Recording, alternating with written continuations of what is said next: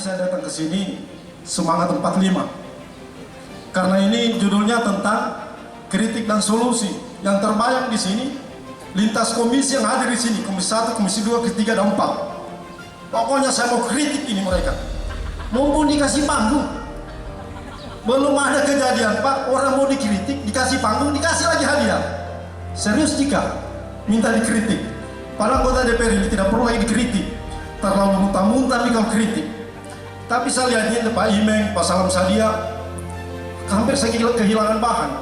Kenapa? Karena semangat tadi saya ini semua kritisi semua anggota DPR yang hadir. Saya kira ini dihadiri semua lintas komisi. Padahal komisi-komisi yang tidak jelas di belakang. Saya perkenalkan, nama saya Saripudin. Kalau biasa orang panggil saya itu, selain Saripudin, nama keseharian tergantung umur yang memanggil saya. Kalau ABG zaman sekarang itu, dia panggil saya Kak Sarip. Wih, umur 50 tahun, Ces. Dipanggil Kak Sarip. Langsung saya muda kembali. Padahal kalau saya buka, rambut saya sudah putih. Kenapa saya pakai topi ini? Supaya tidak kelihatan tuanya. Setengah abad. Kalau usia-usia 50, mereka panggil saya namanya UT.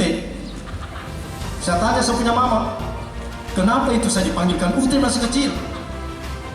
Dulu, kalau dipanggil Sarip, jangan, mau, UT. Setiap dipanggil Sarip, ya tidak mau, UT. Itulah nama saya masih kecil, UT. Kalau saya dulu, saya andaikan tahu dulu, kenapa saya saja sebut nama aku pada saat itu Imeng, lebih keren. Ini adalah stand up komedi saya yang pertama. Saya tanya-tanya adik saya, siapa yang stand up di situ? Woi, pesertanya itu sudah pernah tampil semua. Nah, saya ini bukan stand up komedi, saya orator.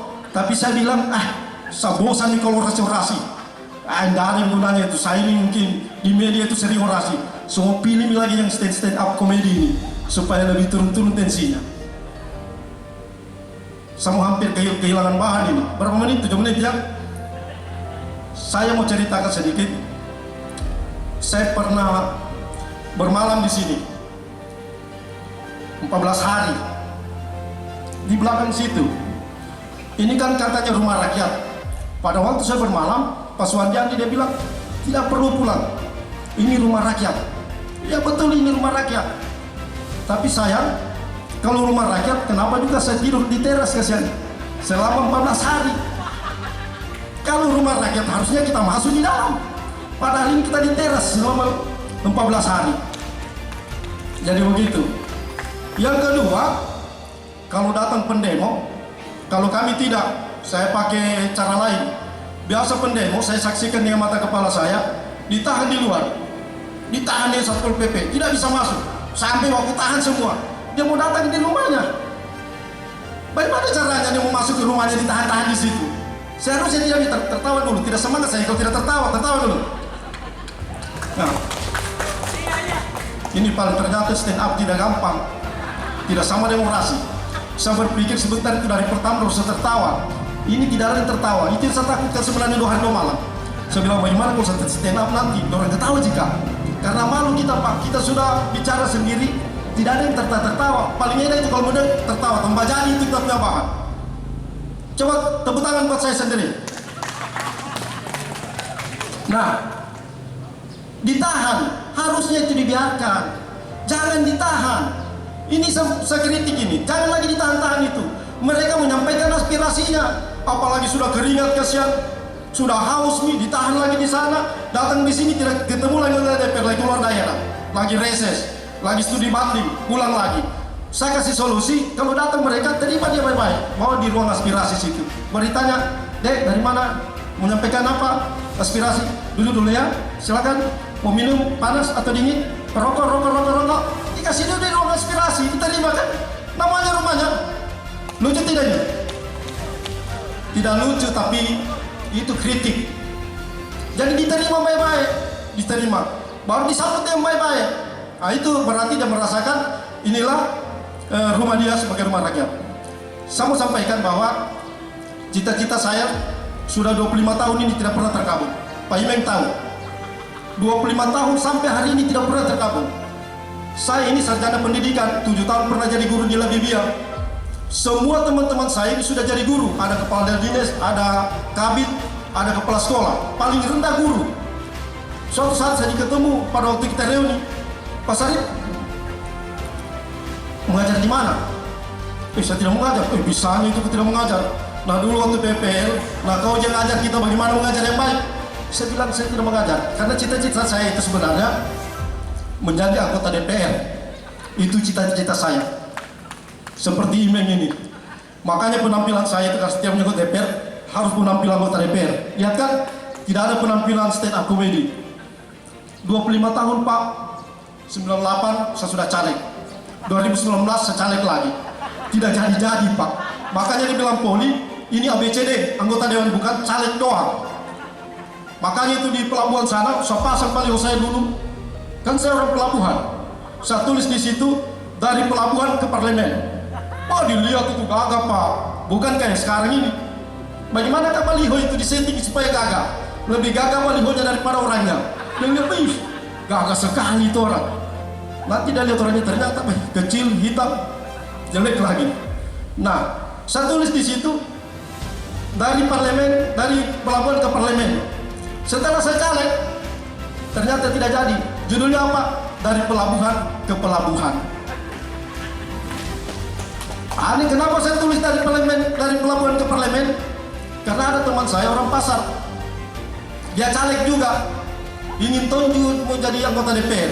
Dia tulis di tagline-nya dari pasar ke parlemen. Dia caleg juga tidak jadi. Saya bilang kau dari pasar ke pasar. Jadi pada kesempatan ini tadi banyak bahanku ini bisanya saya lupa apa ya, cerita caleg. Kalau kritik anggota DPR itu cukup satu kritikan saja, itu tadi dua itu saja yang real, yang nyata. Nah saya tanya-tanya dalam hati saya 5 kali caleg, apa kekurangan saya? Investasi sosial tidak main-main Pak, buruh saya 400. Kalau bilang ada demo-demo itu buruh TKB ini orangnya. Tunas Bangsa Mandiri 400 buruh saya Pak, tidak main-main. 400 kali anaknya, kalau keluarganya berapa itu? Makanya orang tidak pernah prediksi kalau saya ini tidak jadi. Pemilu kemarin 2019 itu saya 1.200 suara saya. Karena Allah belum takdirkan jadi anggota DPR, tidak terpilih. Setelah saya evaluasi, apa sebenarnya kekurangan saya ini? Tidak pernah jadi-jadi, 5 kali bisa caleg. Dia bilang saya punya mama, sudah nih kasih aku caleg itu nah. Sudah nih, kasih habis-habis uang. Sebenarnya saya pernah gak kasih habis uang ini Mak. Saya maju terus. Kenapa saya maju? Karena ada satu prinsip saya, tidak ada kata henti untuk sebuah kebaikan.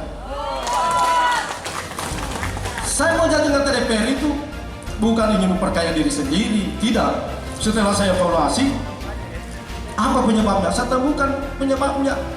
Saya kasihan tandalan ke silaturahmi, ketemu orang dari lorong ke lorong, dari rumah ke rumah. Saya silaturahmi supaya saya jadi juga anggota DPR. Saya ingin juga anggota DPR sebenarnya, jangan ABCD terus. Tapi saya silaturahmi, orang lain dia pakai 110. Saya silaturahmi, orang lain pakai pajak 100.000. Bagaimana caranya saya mau jadi? Saya mau lawan silaturahmi dan 110. Tertawa dulu. Saya kira itu jok yang paling membuat tertawa, dan tidak tertawa juga apalagi saya mau carikan ini supaya tertawa ini barang ini. Atau memang penampilan saya ini bukan penampilan stand up comedy, memang saya di penampilan serius yang orator, tapi saya tes Ji. Nah berapa menit ini? Padahal masih ada jok-jok yang bagus itu udah hilang. Setelah saya lihat Pak Imeng dengan Pak Salam saja langsung hilang. Saya punya hilang semua. Jadi demikian apa yang saya bisa sampaikan. Kritik saya buat anggota DPR. Kalau ada mereka yang kemudian datang ke sini menyampaikan aspirasinya, hentikanlah itu. Tidak perlu ada Satpol PP di situ. Suruh saya masuk bebas. Tidak mungkin datang membunuh. Baru siapkan kopi, teh, kasih rokok juga kalau perlu. Terima kasih. Assalamualaikum warahmatullahi wabarakatuh. Waalaikumsalam warahmatullahi wabarakatuh.